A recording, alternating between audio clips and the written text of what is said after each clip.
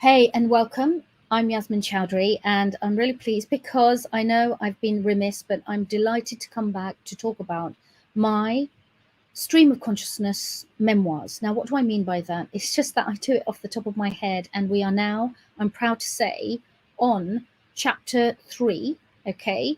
And I want to talk about the Hall of Horrors. And as part of my memoirs, the Lovedesh 10 Plus Files and hashtag Justice for Yasmin, the Hall of Horrors, let me just explain, but I will be focusing on the fashion sector because on my YouTube channel there is an introduction. Then we had chapter 1 to do with my family, the Alinagar Choudhurys, and why I'm in dispute for them and how that relates to hashtag Justice for Yasmin. And now I want to talk about the Hall of Horrors and how that relates to hashtag Justice for Yasmin. The Hall of Horrors is a section on my website, Lovedesh. Lovedesh is a British luxury brand, a British company. I am its chief executive. It was registered in 2012, and I've been working on finding solutions for global poverty, modern day slavery, and some of the biggest problems in this world ever since I lost my job, which I'll come to down the line with my memoirs, and how my life, having been sacked by a major company and left in such dire straits, turned me towards visiting not only Bangladesh, but finding a solution and meeting people who obviously were worse off than me, and making me realize that actually it was a blessing in disguise. It gave me the opportunity to turn my energy, my skill, my talent, my education, and use it to deliver good. And in doing so, I set up Lovedesh, even though I didn't know what I was going to do. But I want to come back to the Hall of Horrors. And in the Lovedesh 10 Plus Files, I talk about the 10 plus years journey, because obviously I might have registered it in 2012, but I started Lovedesh really in 2008. And now that I'm 51, I look back and it pains me to see the huge fights, disputes, the mad, bad, glad, sad, horrific, euphoric, crazy, depressing, destitute, traumatic times that I've had to lead once I began this journey. And Lovedesh 10 Plus Files also is talking today, chapter 3, on the Hall of Horror. The Hall of Horror actually exists, and I'm going to show you now by sharing it and showing you that there is a section on the Lovedesh website. Although it's a luxury brand, we are the world's first not-for-profit luxury brand where we take all our profits and put it back into delivering good. Okay, this is not for shareholders, this is not for private investors. I don't take any investment. All of Lovedesh has been paid for by my own pocket. And that's why it's taken me 10 years of blood, sweat, tears, and guts. Okay, working my fingers to the bone as a single mother, between jobs, between looking after my daughter while I was homeless, to fund it all. Because I soon realized if I took money, or if I started taking investment, or any form of equity I give away, I become someone else's BITCH. Lovedesh will no longer become an entity that actually protects people and planet, which is the number one mission, and instead protects profit. And as soon as you go down the profit route and you have people wanting profit, hence why when people say to me, Yasmin, you must go on Apprentice, Yasmin, you must go on Dragon's Den, I'm like, no, because all those people want is profit.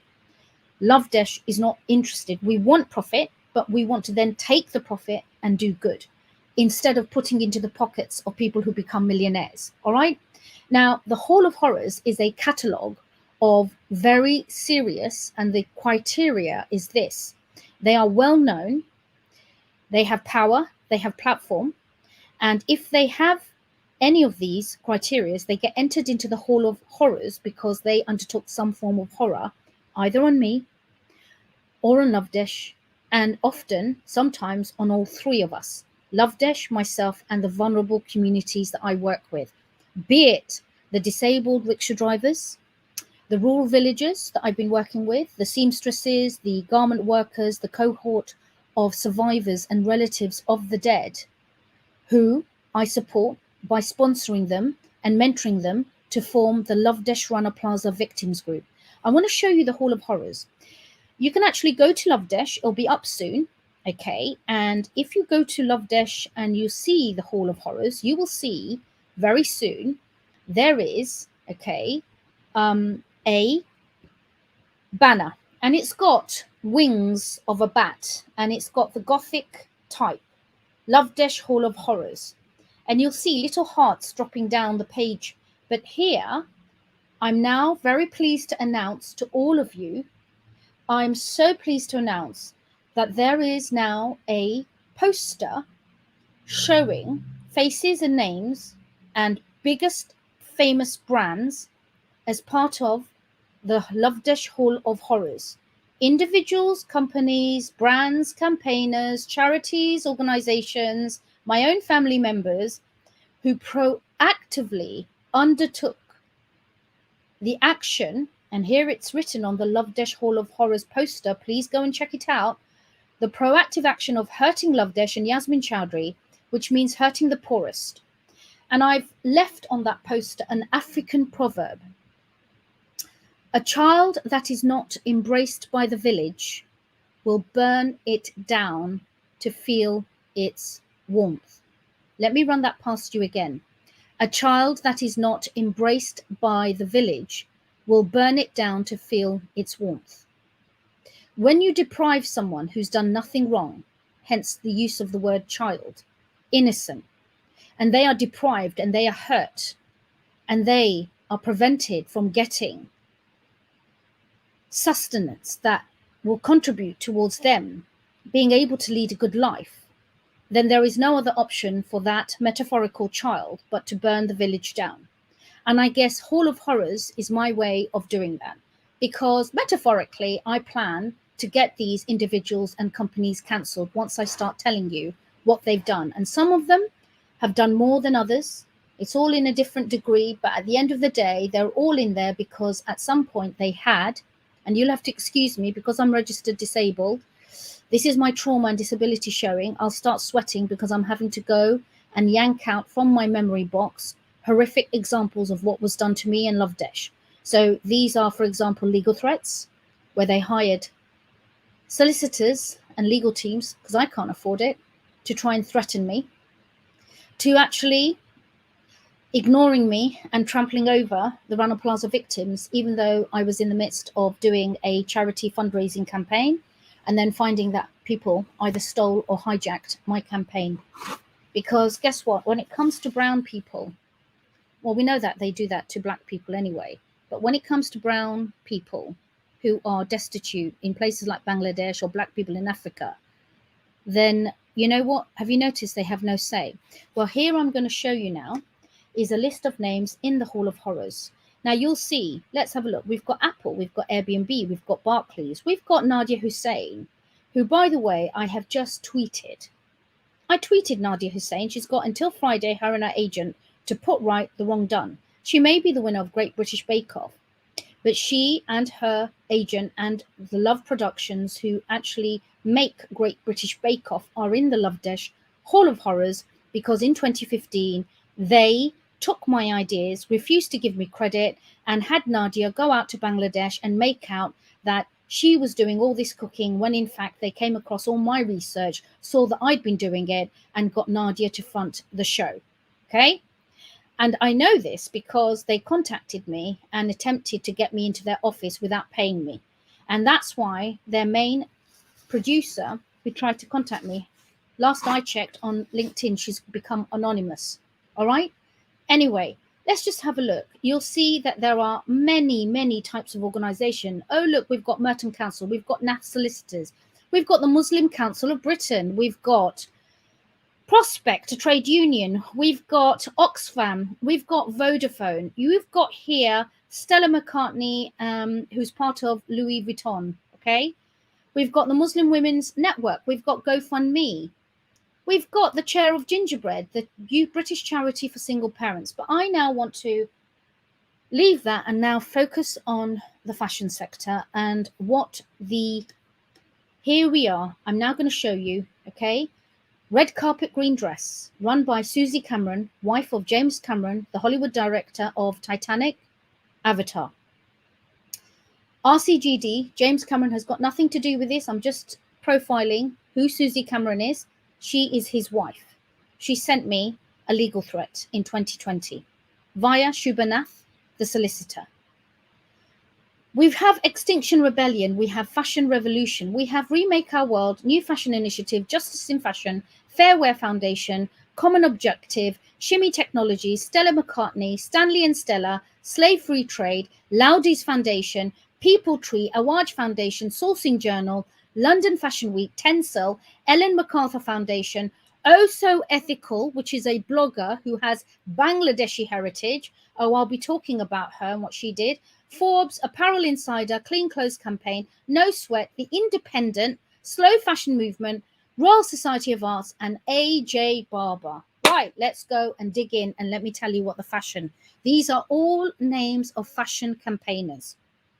They, between them, have taken in gross revenue of millions of pounds in their efforts, many of them, to say that they care about the plight of the garment workers. Well, explain this to me, all right? So I want to kick off with Fashion Revolution. Fashion Revolution, it all started when I made this t-shirt, okay? This is the t-shirt, a benefit t-shirt, blessed by the victims of Rana Plaza. Now, I now want to tell you who and what is Rana Plaza. Let's just actually stop the sharing of the screen and go back and explain to you. This is where it all really started. The dispute within the fashion sector and Lovedesh, my fashion brand, started in 2019. That's how early, okay? Chronologically, it didn't start with Fashion Revolution, but here's Lovedesh. And if you have a look, you'll see that the logo is made up of hearts, okay? It has a very, very clear call to action. And it talks about how this heart, okay, this heart will actually, right, if you pour in heart and love, it will feed and protect people on planet at the grassroots and then bring up more love, okay? Now, if you look at this t-shirt, it says, I remember 1136, all right? I remember 1136. On the 24th of April in Bangladesh, in a city called Savar, there was a factory called Rana Plaza. On that day, on 23rd of April, it collapsed. And as it collapsed, there were over thousands of garment workers working in that factory. 1,136 were killed, many of whose bodies were never found. Many were working mothers. Some were teenage garment workers as young as 13-year-old girls, desperately stitching fast fashion brands back in 2013 when the building collapsed on them. I'm now going to ask you this simple question, Fashion Revolution or Solo Discastro. When I came to you and I told you in LinkedIn, because Fashion Revolution is a massive global fashion campaigning organization set up by two white women, and during the anniversary of this trauma and tragedy, the first question I was disturbed with is every year, the week of that factory collapse, rather than call it anything to do with the garment workers, they've called it, are you ready? You have called it, after your organization, Fashion Revolution Week. I cannot think of anything more disgusting, racist, colonialist than calling the week in which Bangladeshi garment workers paid with their blood, their lives, for white female fashion campaigners. I don't know what your credentials were before. As soon as you came across the fact that Rana Plaza collapse had happened, you began this movement called Fashion Revolution. And now every year, Fashion Revolution Week happens. And when I made this t-shirt and I came to you solo, because you always tend to pin your organization's name with the victims of Rana Plaza and how you created Fashion Revolution, I believe, on the back of the Rana Plaza collapse. When I came to you and I said, this is the first t-shirt, I've gone to Bangladesh, I found the victims, relatives of the dead, and I said, it'd be really nice if you could support it. Could you explain to me why you, and I have evidence, you said, I'll put you on file. Yes, that's right, Ursula. You are busy getting inches of columns in the newspapers. You're a big pundit. Whenever there's any discussion around fashion campaigning, you and your organization pops up. And everywhere I go, oh, fashion revolution is so great. Oh my God, it's amazing. But do you know what I find interesting? I can't see any of the victims involved directly. I can't see any of the workers involved. Could you explain to me, since 2013, once the Rana Plaza factory happened, why not one garment worker? I don't recall seeing any of them come to London. Why is it they don't hold the microphone?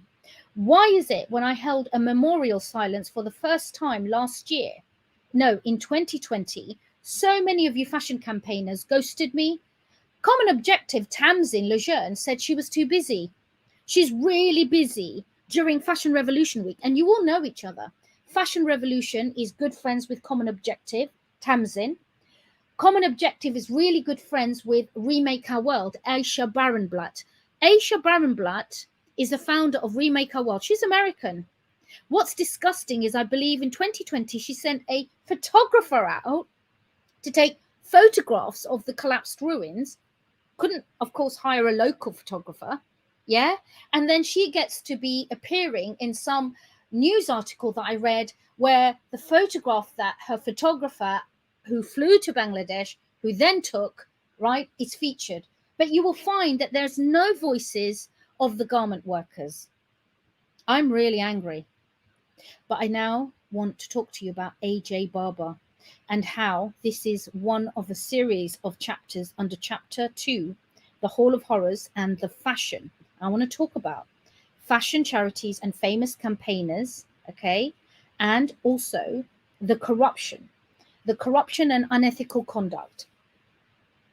I now have a message from the Lovedesh Rana Plaza Victims group. Oh, yes.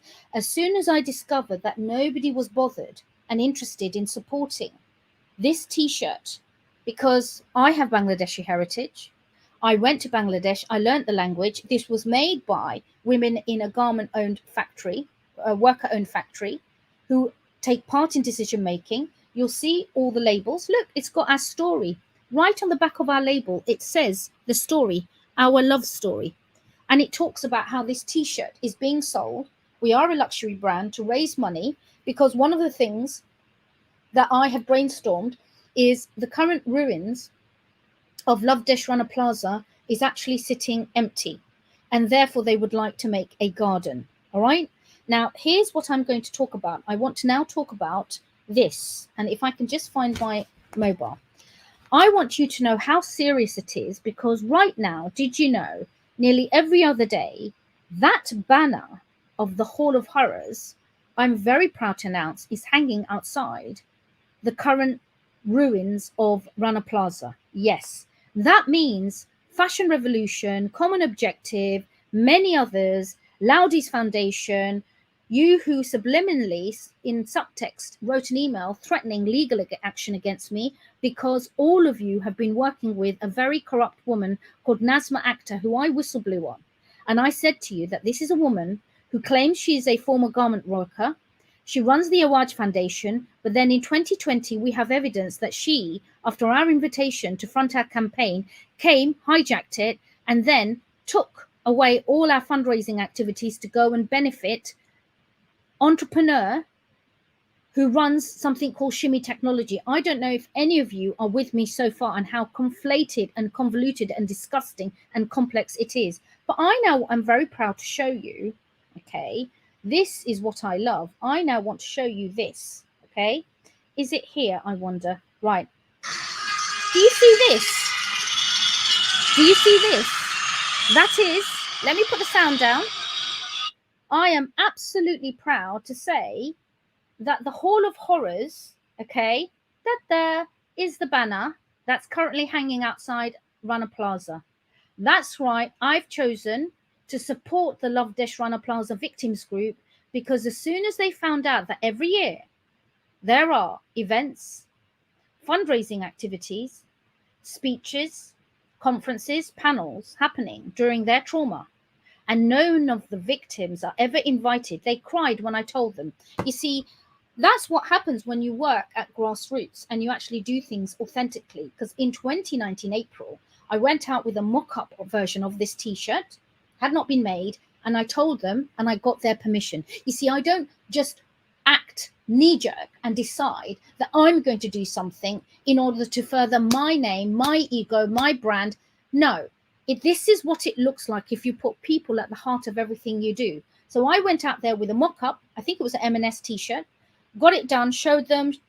All of it is on YouTube, the video. You can see the history of me going meeting them. They're so happy. They're like, yep, it's perfect. And right at the back, I don't know if you can see, is written the words Lovedesh in Bengali. Okay, those of you on TikTok, is because it's mirrored, you won't be able to see it, but it says Lovedesh. All right. You see, this is one of many campaign t-shirts we're doing.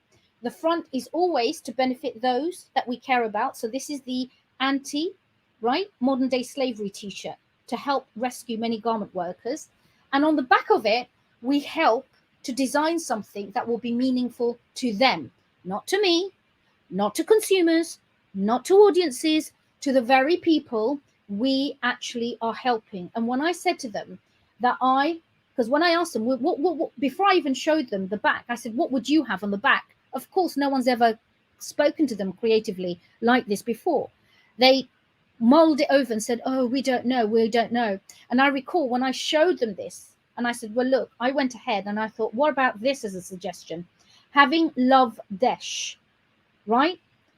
And then having this, I remember 1136, and they were so overjoyed. And they said, that is exactly what goes through our heads as survivors and victims and relatives of the dead of the Rana Plaza, the fourth largest industrial disaster in the world.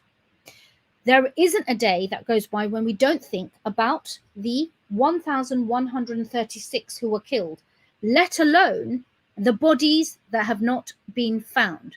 So this t-shirt has created so much headache, so much controversy, that I soon found the mean girls, okay, or the mean boys, and how the entire sector has completely locked out Lovedesh. We don't get any form of invite. I've noticed that many of you have all clubbed together, and there's lots of organizations, Sustainable Apparel Coalition. There is something else called the Fashion Sustainable Roundtable. It's the same people, and you're all mostly white. And I don't know why you would feel so threatened when I told you I have Bangladeshi heritage and that I'm now in this arena. Because at the moment, the only people in this arena are white campaigners. Now, here's my message, okay? Loud and clear. Now, on behalf of the Lovedesh Rana Plaza Victims Group, a cohort of survivors and relatives of the dead. And they have this message for everyone. Here we are. Here it is, hung outside Rana Plaza. It's hung outside Rana Plaza. Your names, because guess what? There's a victim. He's pointing. They all know who you are. They have a message for you. They have a message for all of you fashion campaigners.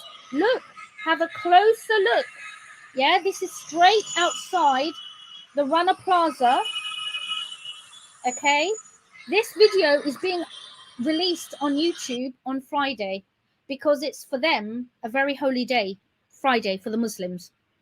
And they are releasing that video on the Lovedesh YouTube to show the evidence of this poster printed, right, and hung up outside the ruins, showing the names and faces of every single entity, individual, organization, charity, company, brand who has hurt Lovedesh, me, and the communities that we support. That is going out on Friday. Second ask. I'm now calling and saying to you all to stop calling it Fashion Revolution Week. The victims of Rana Plaza have asked you, stop it. They don't want it.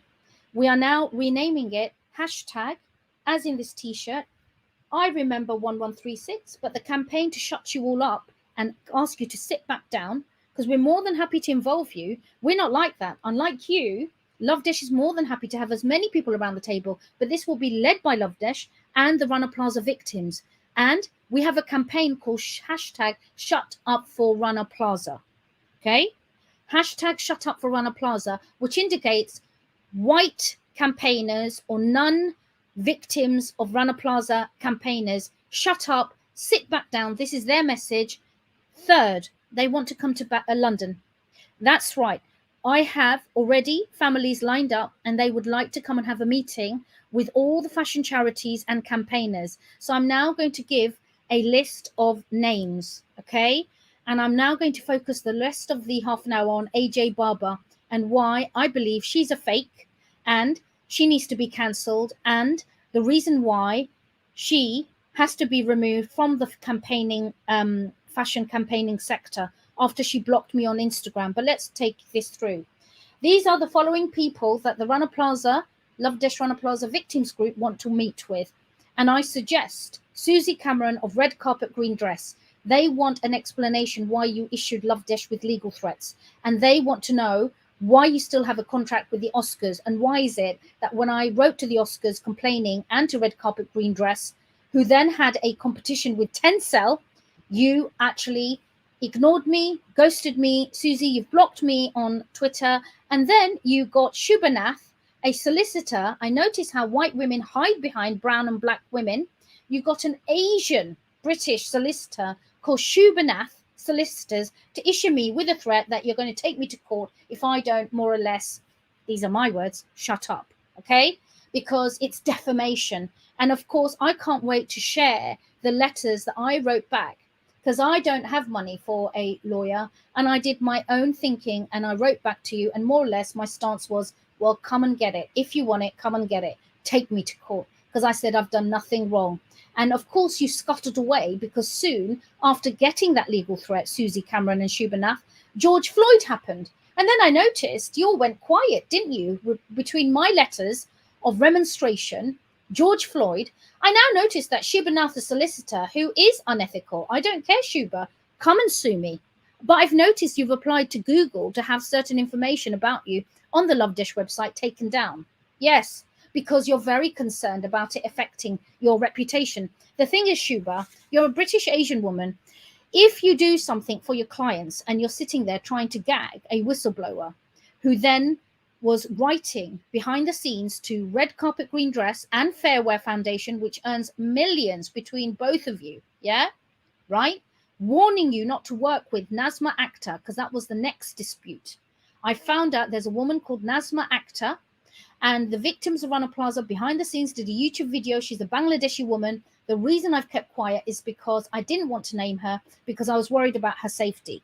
But you see, despite letters, despite behind the scenes approaches to Nazma, Nazma has continued to be a fraud, a liar, a thief, and a cheat. And when I wrote to Red Carpet Green Dress, to Susie Cameron and her awful chief executive, a black woman called Samantha Pattinson. Yeah, because white women have realized that by using what I call the rise of brownism, the brown and blacks, to do and undertake their colonialist actions, yeah, Samantha Pattinson actually threatened me, sent awful emails to strangers about me, and you have a contract with the Oscars to get them dressed. Seriously, Susie, last year.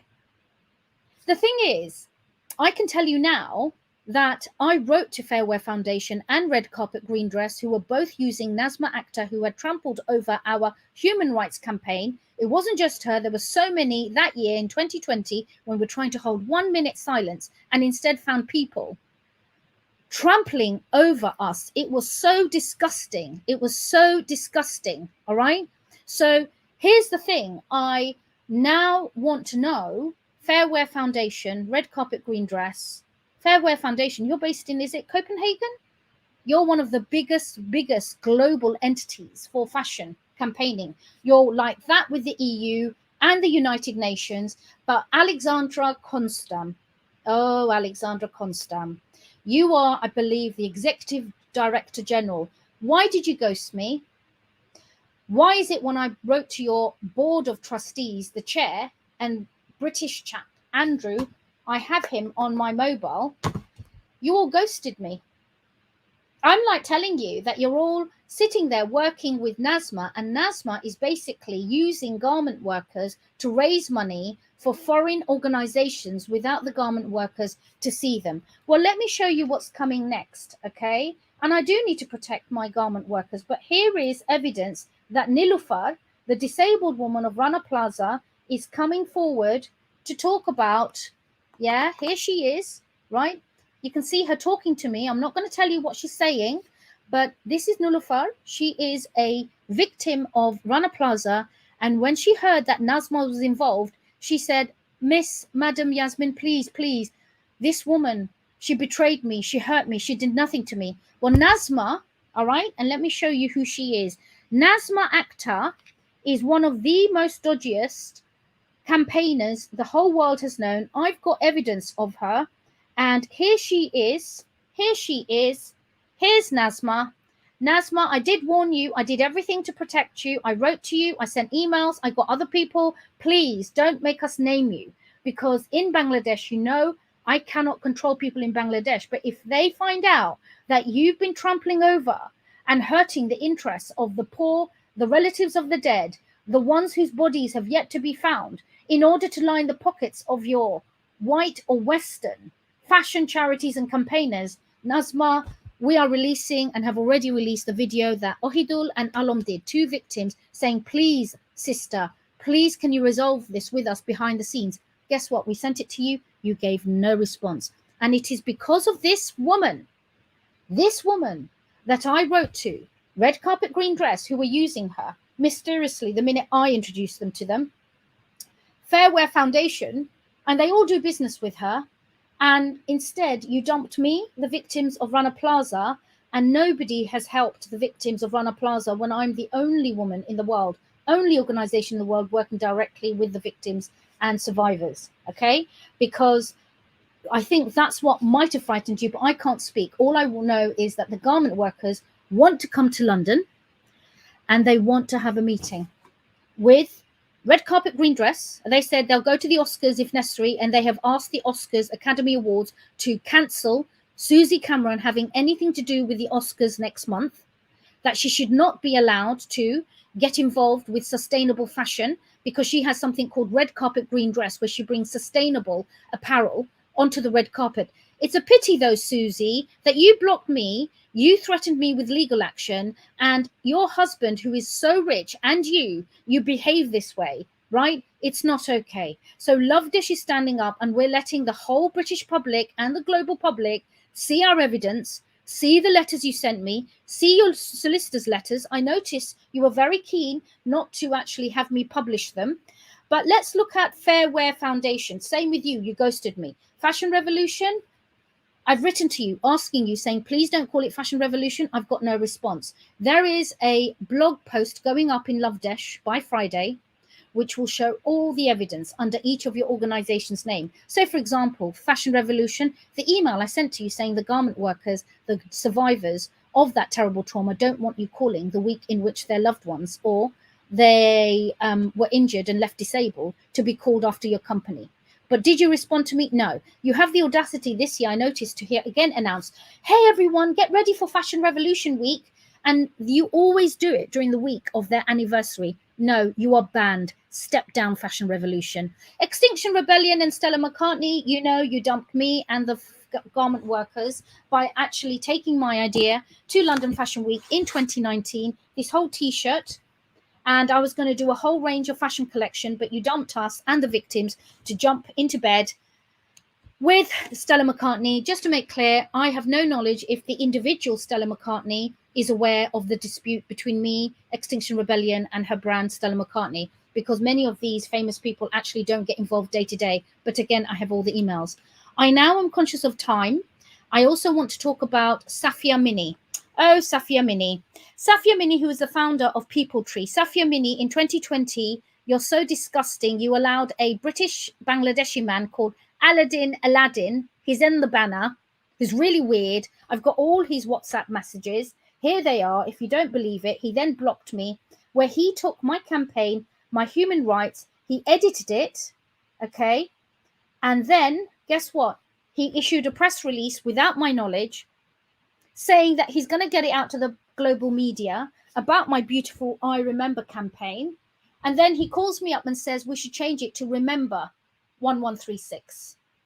Because apparently I need to change the slogan chosen by the victims and relatives in order to make it more marketable, more campaign friendly, more friendly to people who weren't involved in my creative decision making. Basically, Aladdin, a brown guy, was trying to do this in order to help the white women get involved with my global campaign, because he felt, as a woman, I, having done this all by myself, might make them feel a bit uncomfortable. Like I said, the rise of blownism, black and brown people to undertake and be complicit in structural racism and classism, okay, by trampling over people from their own community.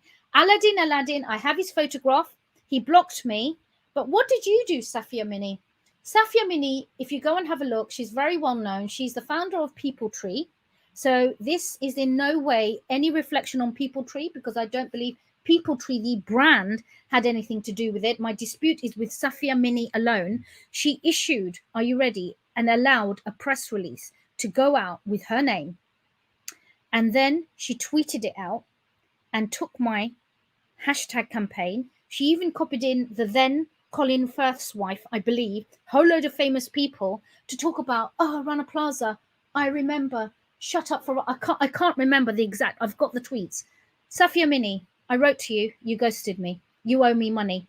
All of you owe me money, because I'm going to tell you what's going to be happening, because the fashion victims, the members of the Lovedesh Rana Plaza cohort, want to have a meeting with you, and they want answers. Why did you do this to Lovedesh?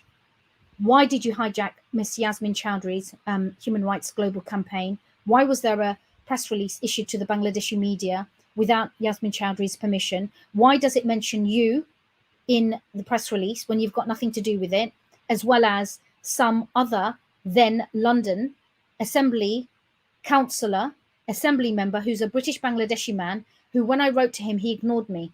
Okay, I can't remember what his name is, but you're going to have to look out for it. All right, because one day I'm going to go through, and I think the next chapter probably will be giving one sentence as to why and who is in the Hall of Horrors and what they did. Okay, we've got London Fashion Week. The garment workers want to come and meet London Fashion Week, and they want to know, why is it that when Yasmin Choudhury asked you so that she could bring her fashion and do a fashion show in 2019, she was ghosted? She got no response. She was completely ghosted. This is how racist the fashion sector is. That's what they want to ask the London Fashion Week. Caroline Rush, you are Div. I noticed that some of your colleagues have been looking at me anonymously on LinkedIn. Please don't be shy. I would like a meeting. Sourcing Journal, right? Jasmine Malik Chua, her name is. Sourcing Journal. Jasmine Malik Chua, who is friends with all the white fashion campaigners, she couldn't be bothered to turn up for the 1 year memorial anniversary, but yet gives lots of column inches. And here's the problem. A lot of journalists are complicit in making money and getting benefit, whether it's financial or non-financial, by becoming a very closed sector, which locks out brands and human rights campaigners like me and the grassroots. Okay. Sourcing Journal journalist Jasmine blocked me after I complained to her, and I noticed that she was forever promoting Remake Our World. Who is Remake Our World? And she got very upset with me when I asked her, why is it that there's always organizations and campaigners not involved with the grassroots of Bangladeshi garment workers getting column inches? Well, let's now look at Aisha Barenblatt. Aisha Barenblatt, I'm going to save you by not showing your photograph here. But Aisha Barenblatt, you blocked me. And I tell you why. It's so dodgy. Oh, my God. I do find you dodgy because you blocked me. And here's why. Because I asked you and explained to you that there is corruption and that the fashion campaigning sector is not ethical. Now, Aisha Barenblatt is huge in America. She has an organization called Remake Our World. And in doing so, she every, year is raising money alongside with Fashion Revolution, Common Objective. They all know each other. In fact, recently, I believe there was a joint letter during the pandemic, and I noticed all the usual names were there, but nobody asked Lovedesh to sign the letter, given we're the only ones with direct contact with the garment workers to represent them. Well, Aisha Barenblatt, the garment workers, the Lovedesh Rana Plaza Victims group, have asked you not to do anything during the Rana Plaza anniversary. Second, they want to come to London or American at your expense. Yes, Aisha. And they want to ask you this simple question. Why did you block Yasmin Choudhury on Twitter? Why did you not take Yasmin Choudhury's evidence seriously? Why is it that you ended up being a beneficiary of Nazma Akhtar, who worked with Shimmy Technologies to raise on GoFundMe money, which she did so, Nazma Akhtar, after we invited her and asked her for help in raising money, but she turned her back on us, jumped ship, went to Shimmy Technologies, who at that time were not raising money for the garment workers, but for their own organization, having already been seed funded as an early start venture. Yeah.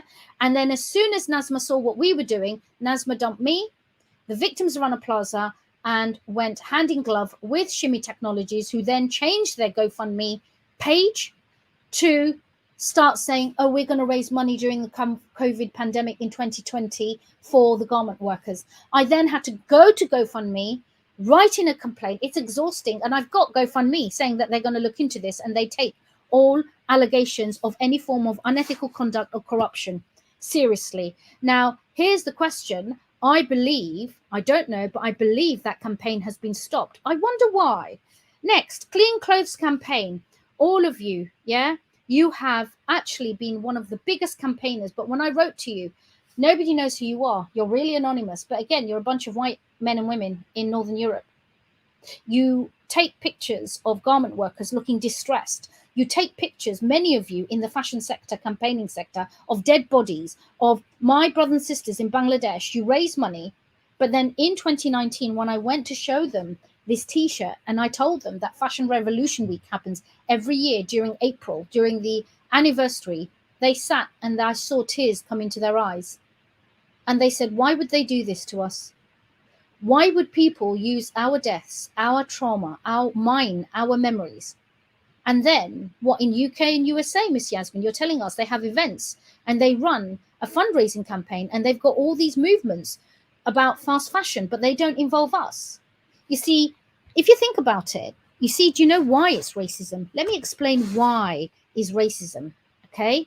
Let me tell you why it's racism. It's really bad racism. You are colonialist. You have erased the voices, the faces of those who suffered because they're brown, because they have no power. You wouldn't dare to do that to the victims of the gun shootings in America.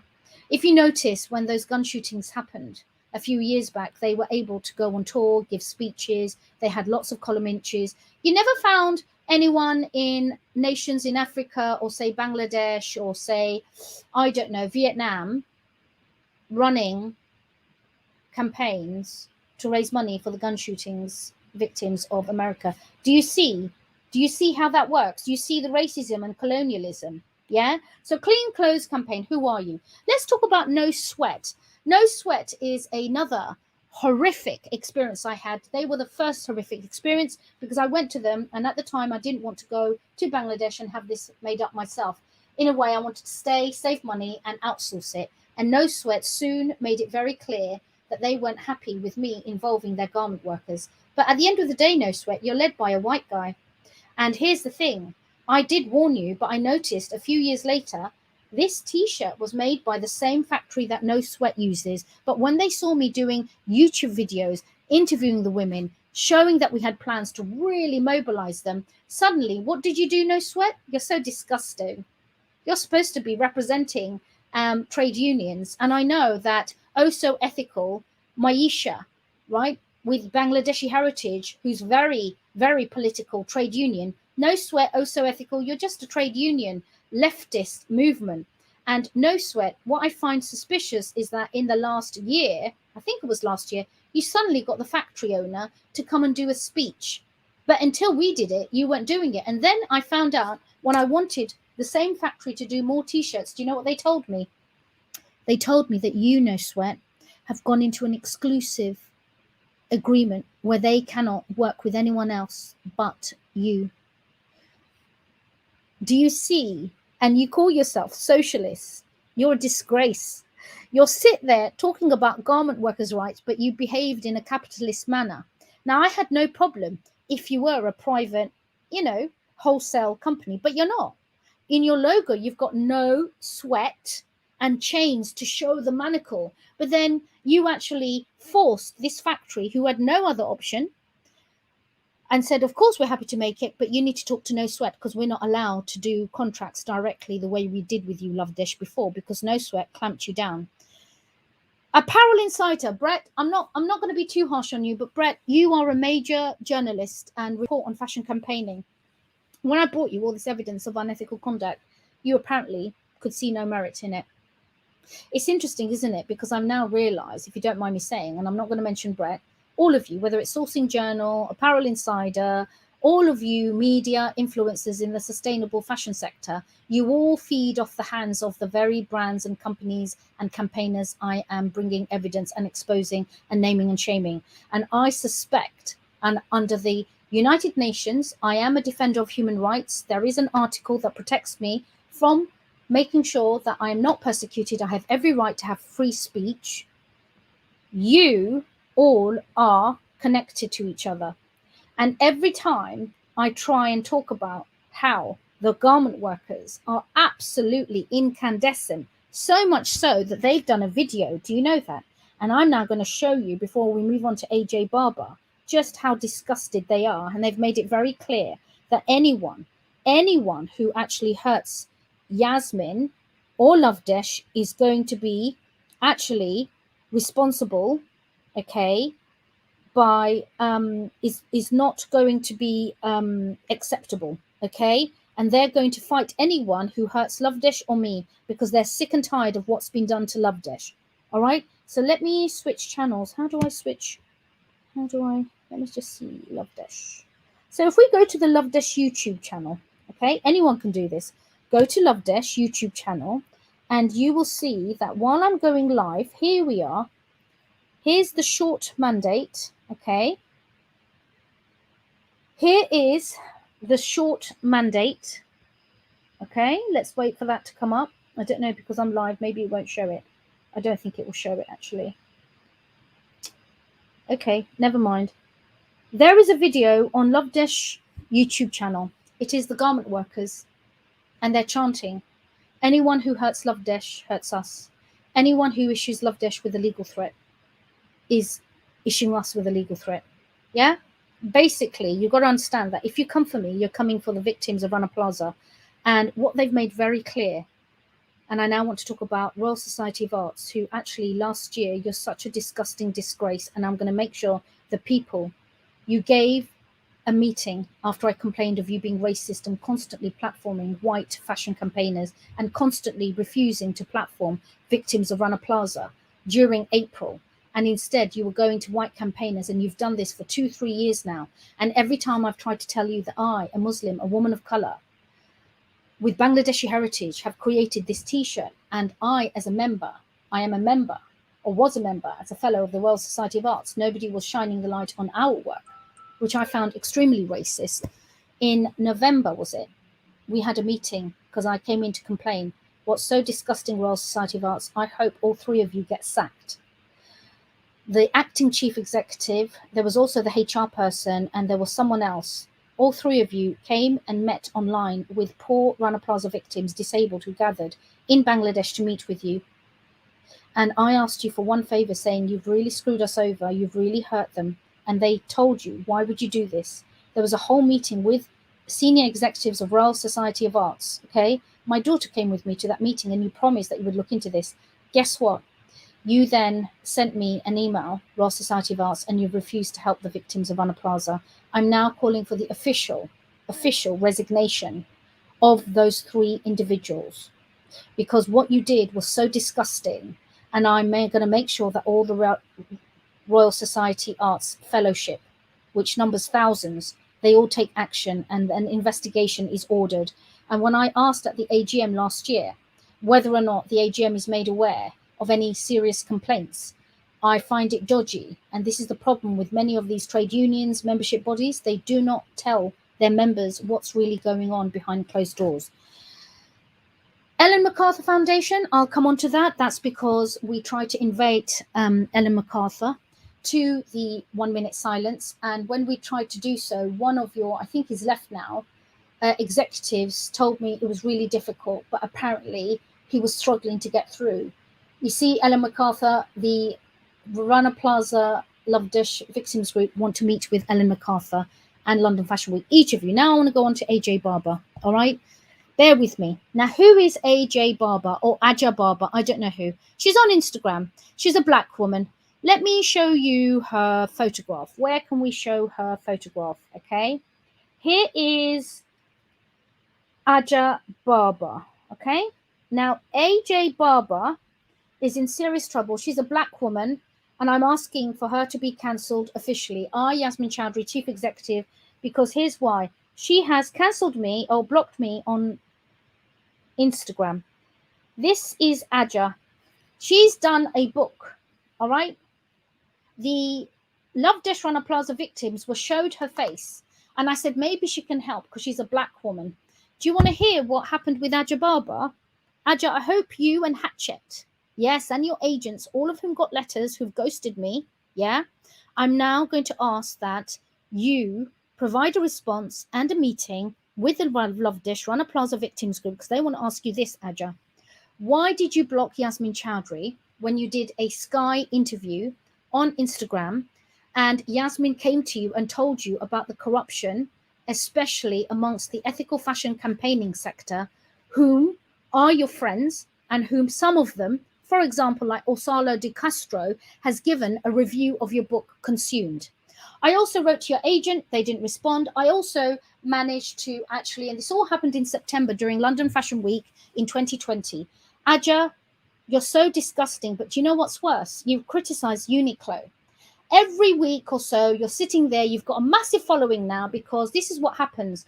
It's called the rise of the brownism because they see a black woman. And what's disgusting is I, as a brown woman, would never come in and speak for Black Lives Matters. But Aja, here you are talking on behalf of garment workers from the global south. But when I came to you and gave you an opportunity to say, can you involve them directly? They need to be heard. They're being whipped off. Many of the big fashion campaigners, you blocked me. You blocked me. You blocked me. And then I sent letters to your publisher, Hatchet, to your agent, to many others. You all ghosted me. So I want to now wrap it up. I've got 7 minutes, yeah? Aja Barber, I'm now going to say it. Sue me if you want. I believe you're a fake. Aja Barber, you're a fake. You don't care. Shall I tell you why? May I present credentials? Because when I came to you saying I'm the only organization in the world endorsed by garment workers, and you've made it your life to make money out of the plight of garment workers by claiming to stand up for them, by claiming to expose fast fashion brands, yeah? Explain to me why you wouldn't be interested in this T-shirt. Explain to me why you wouldn't be interested, Aja Barber, in hearing and talking to the people of the Lovedesh Rana Plaza Victims Group, given that you do so much work for all the white fashion campaigners. Oh yes, Aja, I've had a look and I've got all the screen grabs, and before Friday, I'm going to publish it all. The letters I sent to your publishers, they just ghost me. And I know why they ghost me, because everyone thinks I'm mad. Because if you look at it, yeah, I'm in dispute with my family. So many people hate me. But you know what, Aja? I don't look, and many of you, I don't look at the rich and famous. I'm not looking for rich and famous to support me. Do you know what my greatest flex is? It's the average, everyday, humble, righteous, integrity-led person. I've got them by the bucket loads, okay? I don't need endorsement from Hollywood. I don't need endorsement from Oscars. I don't need endorsement from any charities, because who watches the watchkeepers? So here's my final message. Fashion Revolution Week is cancelled. Anyone who dares to promote, mention Fashion Revolution Week in connection to Rana Plaza and in connection or in April during the trauma of the victims and relatives of the dead, you will have your name or brand put up on a banner called the Hall of Horrors outside Rana Plaza. Please, we've warned you, because this is not coming from me. This is a decision by the Lovedesh Rana Plaza Victims Group, okay, who I have mentored. Second, they would like a meeting next Friday with TikTok family. They've asked to meet with the TikTok family week on Friday, which is, okay, bear with me, the 18th of February, okay, during the day, right, because Friday is a day. I'll see if I can try and do it on a Saturday. The Lovedesh Rana Plaza Victims Group, okay, I have their photographs. You'll see them many a time. I'm now going to show it to you, okay. They have asked the TikTok, Yasmin is Yasmin TikTok fam, could you please meet with them, because they want to have a message. They want to say thank you. We raised, I think, £100, and we've already in the process of sending it, okay, to the Rana Plaza victims and garment workers. They also support my plan for a garden of peace in the ruins of Rana Plaza. Whether that happens or not, I don't know, because the guy who owns it is currently apparently in jail. I have to fly to Bangladesh, talk to him, get it released, and then start building a garden. And I think the next question is, as I show people the Rana Plaza, okay, just bear with me. Victims, I've got a folder here saying Rana Plaza. Here we are, non-stop. Here is evidence after evidence of all my work. Years and years and years and years and years and years and years and years of evidence, okay? Right? And the latest being, here they all are. Here is the Lovedesh Rana Plaza Victims Group holding a Lovedesh banner. This is the tea shack owned by Alom, right? And that is where, right, the banner is being hung. So as I come to actually wrap up, my final message is also from the Lovedesh Rana Plaza Victims Group. They are asking all Muslims this year, please consider donating zakat, any zakat, which is the charitable alms provided and given by Muslims every year during the month of Ramadan. Please consider giving it to Lovedesh's zakat pot, because 100% of all proceeds of zakat, less any third-party fees, will be donated to garment workers who actually have told me already they need blankets, they're really cold, they need jackets, they need socks. They also want food parcels for Ramadan for the poorest and the disabled and the sick, to pay for medical bills. They also are quite happy to support in this pot rural villagers across Bangladesh, as well as anyone else in the UK needing help, okay? Also disabled rickshaw drivers, and they are really, really wanting to come and meet the TikTok fam and let them know that they do exist. And they said to you, the best way for you to understand the power of Miss Yasmin's work is to listen to us and come and listen to what she does for us, because she's too modest. She doesn't actually, is not very good at promoting herself, and she's actually endangered her own life, her own daughter. She actually saves up all the money, deprives her own family in order to help us, and we don't think it's right. And therefore, we asked Yasmin Choudhury, Madam Yasmin Choudhury, may we have the pleasure and honor of meeting with people on YouTube and TikTok on the 18th of February, so that you can ask us questions, you can figure it out, and understand that Miss Yasmin Choudhury is trying to set up an office for us, as well as internet, printing facilities, all of that, to give us voice, because, to wrap it up, we have no voice, they said. Yasmin Choudhury has proved that. And when she came and told us that every year that there is Rana Plaza events happening in UK, Europe, America, and they don't include us, we are now ready for a fight, and we want to come to London and to America, and we want to accost them, and we want answers, and we are planning to have Lovedesh there, and we do not endorse anyone else but Lovedesh. And there are videos they told me to tell you to go and check it out on the Lovedesh YouTube channel, which will show their faces, them chanting and showing their approval. But they said, since nobody's still listening, the best thing is we come to London. And for that, Yasmin needs to raise thousands and thousands of pounds, because she said she's going to take care of the plane tickets, find us places to live temporarily, and one by one, a group of family will come. And as one family comes and then leaves, another one will come. And we will have a rolling cycle, so that you all get to meet garment workers, because no longer will we allow anyone else to speak for us. It stops here and now. And finally, there is an invitation, and that invitation will be up, but on the 23rd of April, I have pleasure in announcing that we are holding a 1-minute global silence, okay, for all victims, the dead, the disabled, the injured, the child workers across the world, of which there are 160 million children working. A 1-minute silence at 11:36 a.m. on the anniversary of Rana Plaza trauma. And they have chosen and agreed with me that we will do this together, and that we will hold that 1-minute silence, okay? And I'm really proud to show you, this is it. the invitation coming out, and all you need to do is sign up, but we hold 1 minute silence to remember all of those in the global supply chain, be it smartphones, fashion, FMCG, gadgets. Understand that behind every gadget, every smartphone, everything we use in the Western world, there is millions of poor, destitute, disabled, sick, injured adults and children just simply trying to make a living. And we cannot boycott it until there's an alternative. And that alternative is here now. It's called Lovedesh, because Lovedesh is now going to give them jobs and sell products to create jobs and lift them out of poverty. So until next week on YouTube, thank you so much. Sorry, but every 9 p.m. I'll be doing different chapters. So chapter 2 is always around the fashion sector of Hall of Horrors. I think I might let my TikTok family decide while I take a break on what I should do tomorrow, because chapter 1 is family, chapter 2 is the fashion sector. Until next time, take care. Bye. End